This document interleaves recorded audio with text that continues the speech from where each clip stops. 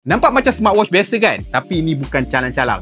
Huawei Watch Fit 4 series ni bukan saja paling ringan, paling nipis, tapi features dia level flagship bro. Untuk kali ni, dia datang dengan dua varian, 7 pilihan warna yang cantik dan juga handsome belaka. Untuk yang Watch Fit 4 Pro, body dia ni ultra nipis, cuma 9.3mm, seringan 30.4 gram sahaja. Skrin ni bukan saja AMOLED, tapi ia juga paling cerah dekat dalam sejarah smartwatch Huawei. 3 Remonics brightness level. Dia guna sapphire glass, titanium alloy bezel, aviation grade aluminium body, senang cerita, premium luxury watch material.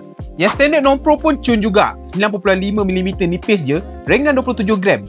Dia pun pakai skrin AMOLED yang besar iaitu 1.82 inci. Kalau korang jenis kaki outdoor, jam ini pun fit for every move. Yang Pro ni datang dengan trail running mode, golf course mode dan juga free diving mode sampai 40 meter dalamnya. Both varian still datang dengan lebih 100 mode kesukanan dan juga dual band sunflower positioning system tau. So navigation dan juga tracking akan lebih cepat dan juga tepat. Untuk yang jenis jaga kesihatan, yang Pro ni juga datang dengan ECG sensor. Scan je 30 saat, dia boleh detect terus masalah macam atrial fibrillation dan juga banyak lagi. Semua data korang daripada heart rate, sleep stress level, SpO2 sampailah ke emotional well-being, dia akan masuk dekat dalam health summary.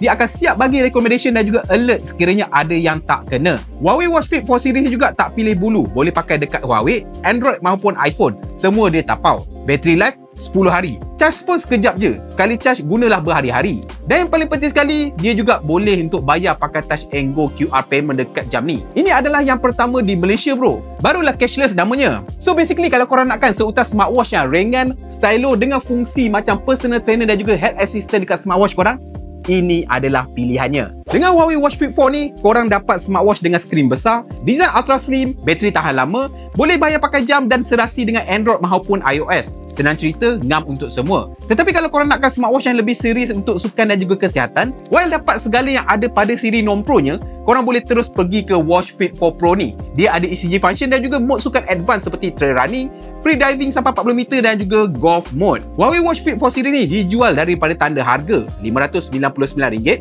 siap dapat Huawei Skill 3 dan juga 3 bulan Health Plus membership secara percuma. Dan macam biasa, link pembelian semua ada disediakan dekat pautan video ni. Ciao!